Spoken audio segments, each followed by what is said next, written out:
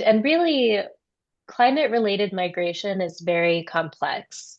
Anyone who has moved for a range of reasons can appreciate the decision to move or stay is really complex, Right. right? It depends on individual preferences, on family structures, on resources that so we sometimes think about trapped populations or populations that don't have the ability to move from areas that are severely impacted by hazards or areas that are very high risk.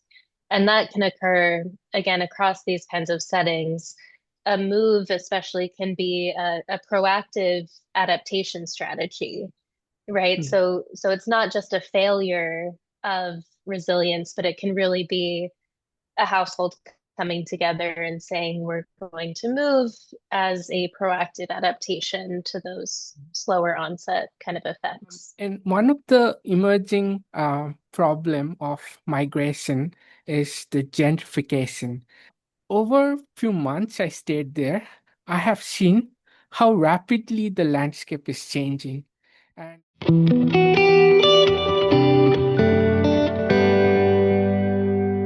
okay, um, welcome to Climate Converse podcast. This is a podcast channel where we talk about the world as it is and the world as it could be. And our today's topic is migration. Migration happens in the nature, and we all know about it.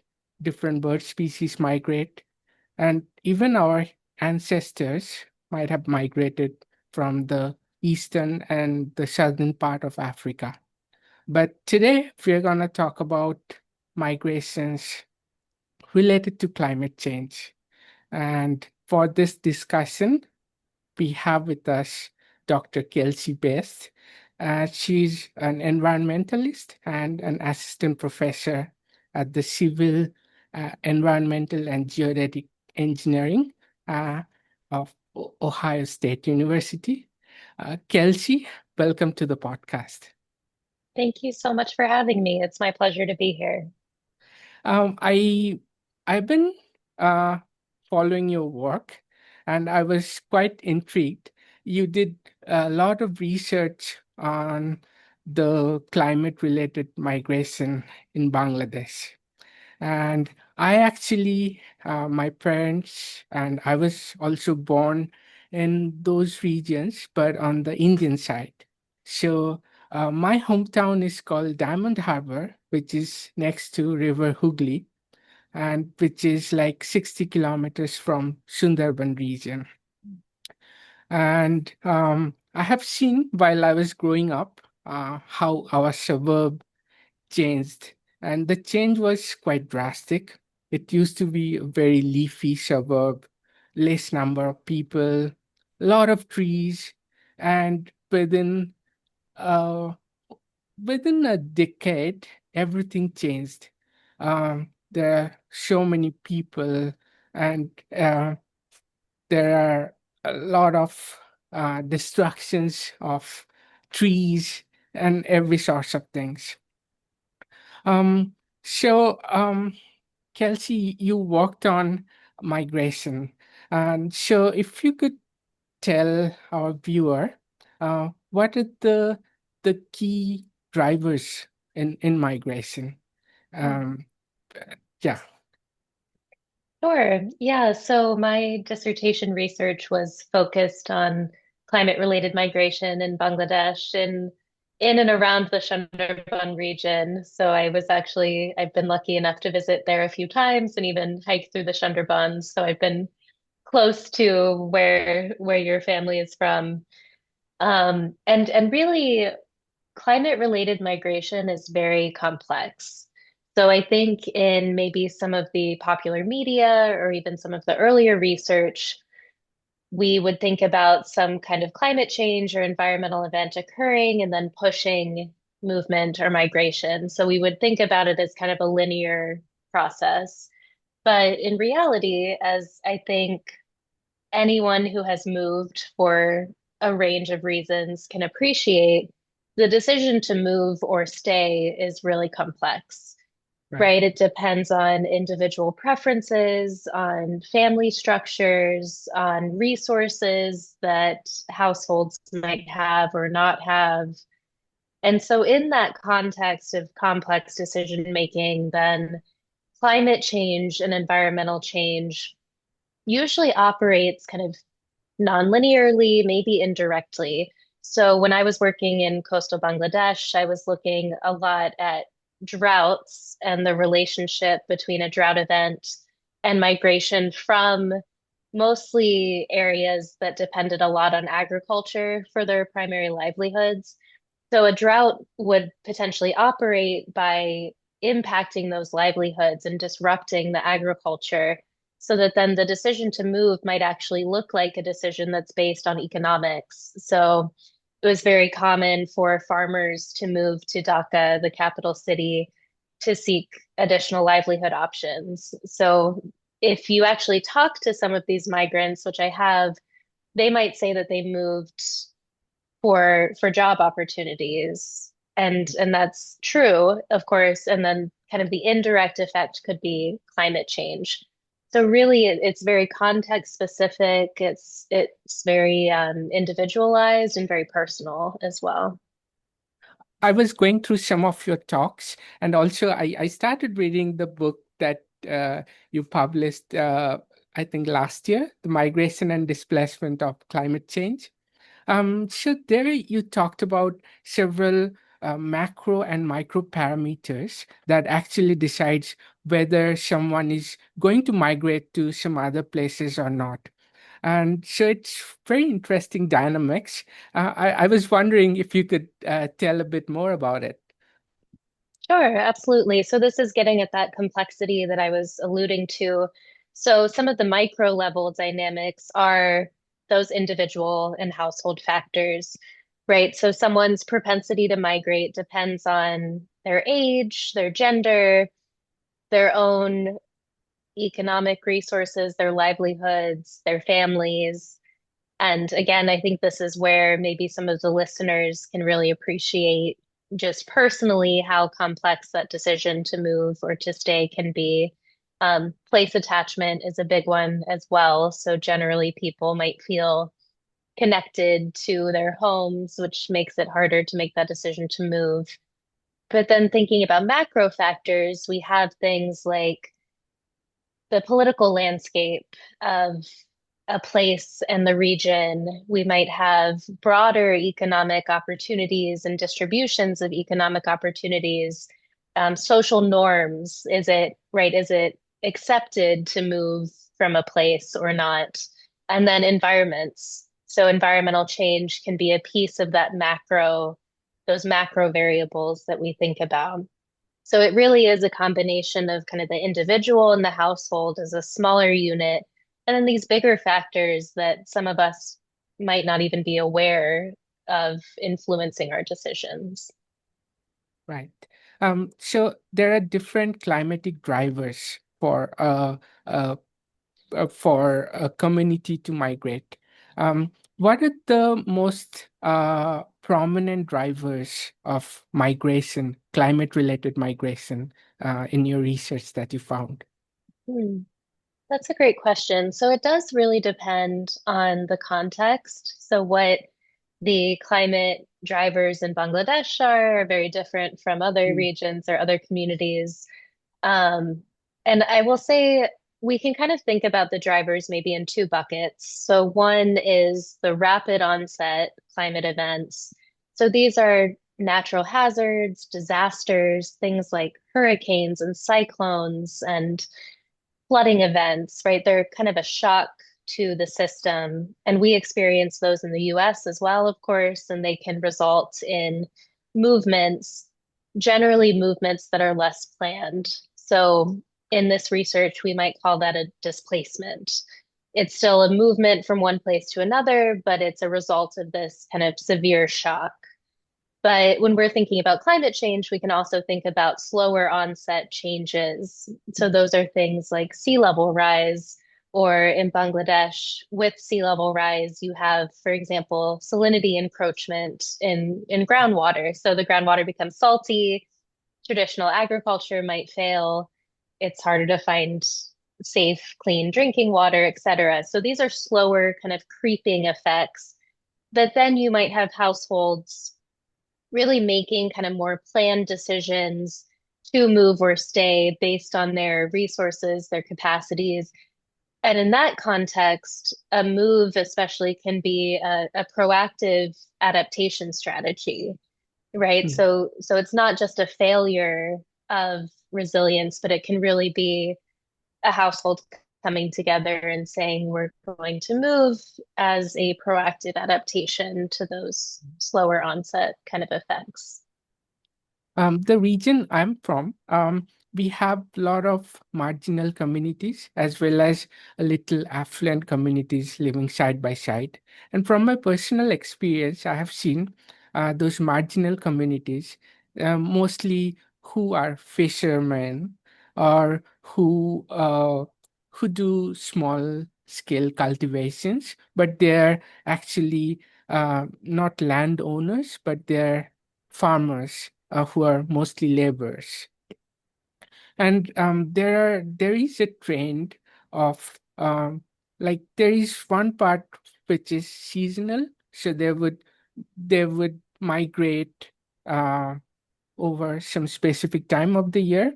So where I am from, and on both sides of the Hooghly River, there are a lot of brick fields. So what they do, from the river, you get all the sediments, and those sediments are used to make bricks for the houses. And I have seen like a lot of the laborers would come from faraway places just to work there, and their migration is also seasonal. So I think in your work you also mentioned about this seasonal kind of migration. But at the same time, we have also seen cases where the aftermath of a huge cyclone, like in Bangladesh and India, we have the cyclone Amphan, which had severe destructions. And I was there, and even like 10 kilometers into the land, all those water bodies, uh, they are kind of intruded by salt, and there are huge salt spray. So the impacts are quite far reaching. And over those communities, a lot of people started migrating into Kolkata and in other cities. And um, as it is happening, like I have seen um, over a period of 10 to 12 years, the tiny town that I'm from, the population just doubled. And it was striking to see. So I wanted to ask you, like, there is a trend of migration in in your study region where you worked on, and then there are also migrations in the US, like following Katrina, like a lot of people have lost their assets and homes. So how different in the trend of the migration where you worked in Bangladesh and in the US? How different and how similar are they? Sure. I think they're more similar than people might expect. So those micro and macro level factors that we discussed earlier, those apply to communities in Bangladesh or India or the United States. I think the access to resources could vary. Of course, the built environment varies and the hazards themselves could also vary. But ultimately, those kind of complex interactions with migration, I think, are very similar. And I'm glad you brought up kind of this question of more marginalized communities versus maybe community members with more resources. In a range of contexts, usually it is the marginalized or disadvantaged households and community members that have fewer access, have less access to resources to be able to respond and recover when there is some kind of event. um, or a natural disaster. And so their choices might be more limited. So we sometimes think about trapped populations or populations that don't have the ability to move from areas that are severely impacted by hazards or areas that are very high risk. And that can occur again across these kinds of settings. The other dynamic that could occur that I think we saw, especially with Hurricane Katrina, is that marginalized and disadvantaged households and community members might also have fewer resources to be able to return to a place if they are displaced by some kind of natural hazard. So, in my work in Bangladesh, I have talked to environmental migrants who have ended up in Dhaka. In in the case that I was working in, they were in informal settlements, so really kind of precarious situations, access to very poor infrastructure, and they expressed a desire to return to their homes eventually, but didn't have the resources to do so. Mhm. Again, similar dynamics with Katrina, where generally lower income, um, people of color, households of color were displaced. And then we can see from the data that they were less able to return back to New Orleans, even as recovery and rebuilding was going on. So, really, it is this the resources and access to resources to respond and to be able to make those decisions either way can vary greatly. And for me, it motivates a lot of my work and some of the equity implications of this work. There are two dynamics, I mean, two factors that are playing. One is the climate resilience, and the other is the economic adaptability. Um, in the case of Bangladesh, where does this balance stand? How much resilient those people are? I'm pretty sure they're not so much economically adaptable. What do you think the scenario in Bangladesh is? Mm. Yeah, I think one thing that makes Bangladesh such an important case study when thinking about this kind of mobility is that Bangladesh has always had a very dynamic natural environment, right? As you know, there are these major rivers that come together and pour into the Bay of Bengal. There's more than 1 billion tons of sediment that are moved around in this landscape every year. There's the monsoon climate, so there's seasonal flooding and waterlogging, there's cyclones. So even without the added stress of climate change, this is a very dynamic environment.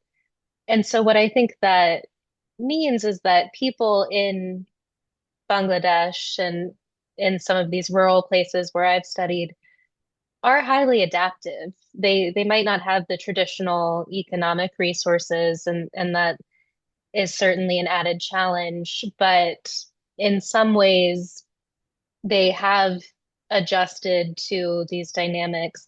I think where climate change adds stress is it pushes the limits of those adaptations that people have developed over generations. Mobility and migration have for a long time been one of those adaptation strategies, like the seasonal movement that you mentioned. Even before additional climate stress, there was a lot of seasonal movement for livelihood diversification.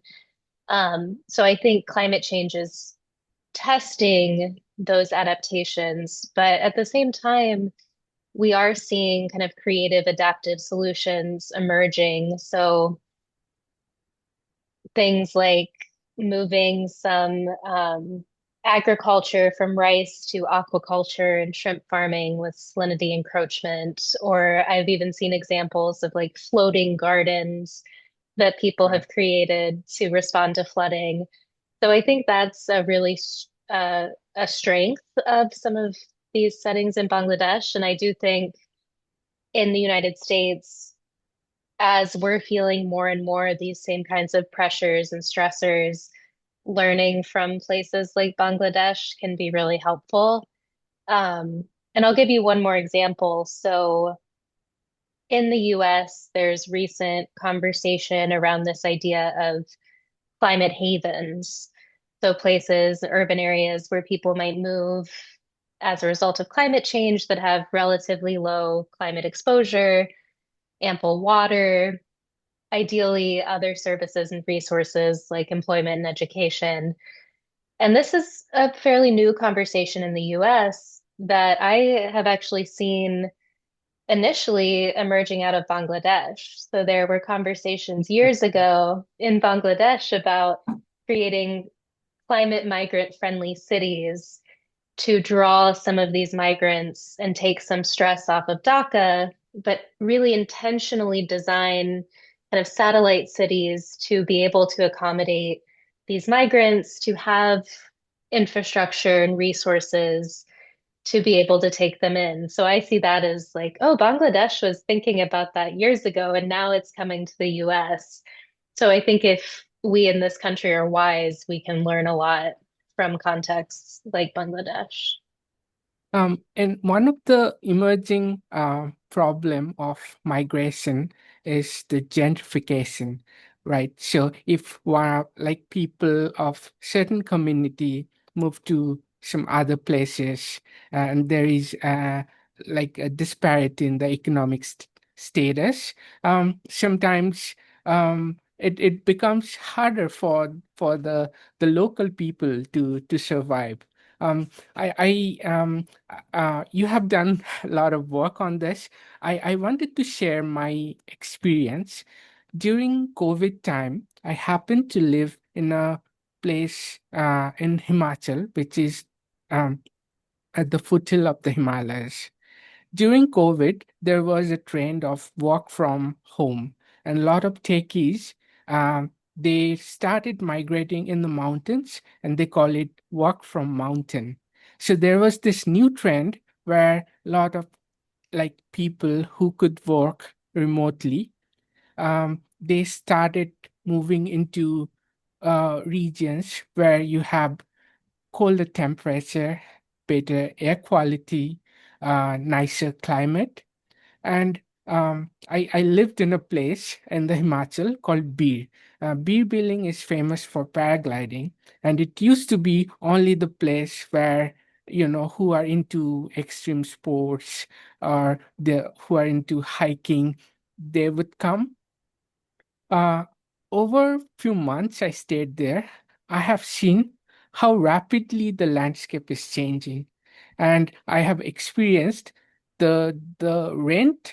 Uh, when you're renting an apartment, the price just doubled within less than a year because a lot of people have migrated. So I strongly feel how crucial this problem is. And it's not just people migrating to another places. There are also some other emerging problem, like whether they are accepted by the local communities. And especially in India, I can say, like, the problem is a little more complex. Um, Although not so prominent, but there are different castes, uh, and there are also religion. So there are caste-based discrimination. There are discrimination based on religion, and that can create a lot of chaos. Uh, so.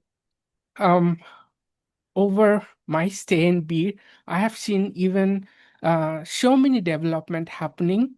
They're clearing out a region of the reserve forest because they could do so, and they're setting up homestays and hotels. Um, so, I mean, this is having far more impact. I feel.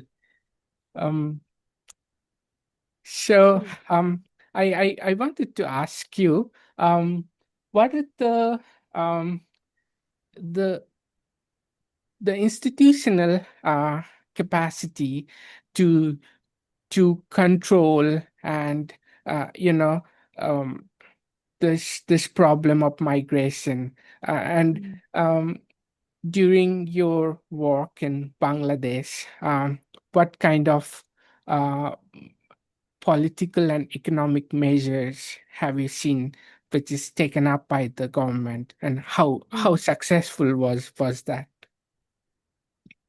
Sure. Yeah. And thank you for sharing your experience. It sounds like you have experienced climate gentrification. And so having that lived experience is really meaningful for this conversation.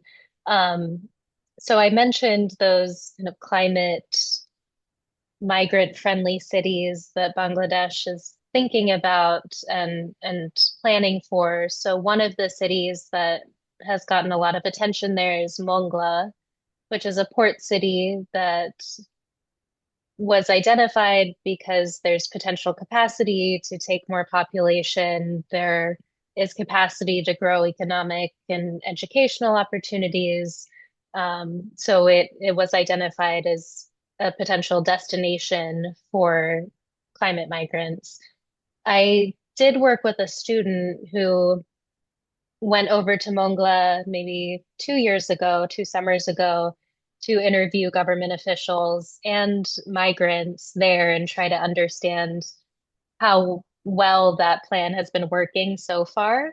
It's still very early days, and I don't want to say that it is or isn't working. But there's challenges, I think, for any city that is trying to set itself up to bring in new populations. As you mentioned, there's social challenges and a range of potential biases and discrimination for any place that brings in newcomers. And then there's the question of capacity related to infrastructure. So basic infrastructure like housing, water, and sanitation. Then there's the other services that people need, like education, employment, access to healthcare, et cetera. So in places where that infrastructure capacity isn't there, it can be really difficult. And I think regardless of the context, if it's climate havens, quote unquote, in the US or these migrant friendly cities in Bangladesh, having the resources and the structures to provide that infrastructure is really important. And I think what you risk if that infrastructure isn't there is, for example, I mentioned in Dhaka, you could have migrants ending up in more informal communities without stable housing, without stable access to energy and water, waste management, et cetera. So you have potentially people living kind of literally and figuratively on the outskirts in very precarious situations. So I do think the best thing that governments can do when thinking about how climate change could impact population movement is be planning for that infrastructure when people do come. Right. Um, so my final question to you, as we are almost at the end of our discussion, um, what what is the ideal way forward? Because I'm talking in a global sense, because the impacts of climate change is localized, it's not uniform. There are certain places that get affected more than the other places. And then those migration trend is would I think would continue to happen in the near future and in in the long run as well. So those migrations, and at the same time the the adaptation of the community, eh, is it uh, how how how is it going to play out? How do you think it's going to play out? Mm. You're ending on a big question. I think that's the multi-billion dollar question. Um, I will say, I think we need to continue to lean on that local experience and local knowledge because, as you said, the effects are going to be context specific. The social, political, economic dynamics are going to be context specific. So, really trusting and tapping into that local knowledge, I think, is so important. And then for my work, a lot of it comes down to finding ways to center the needs, especially of those marginalized communities. So, in the case of migration or climate gentrification, I believe we need to be focusing especially on those groups that do have the limited financial, social, political resources to be able to respond, because in many cases, they're in that situation because of long-term inequities and structuralized inequities. So in the US, things like redlining and exclusionary zoning and segregation, right? Or you mentioned the caste system in India. These are long-term effects that are being amplified by climate change. So I think if we can focus at least our initial efforts and center on the needs of those people, then everyone will likely benefit, and we can ideally avoid amplifying those inequities as we are responding with infrastructure and with resources and with adaptations. So that is my kind of lofty hope for the future. And that's where I would love to see us go. That was well said, Kelsey. Thank you once again for this discussion. I really enjoy it. And to our viewers, thank you so much. And we will see you in another episode.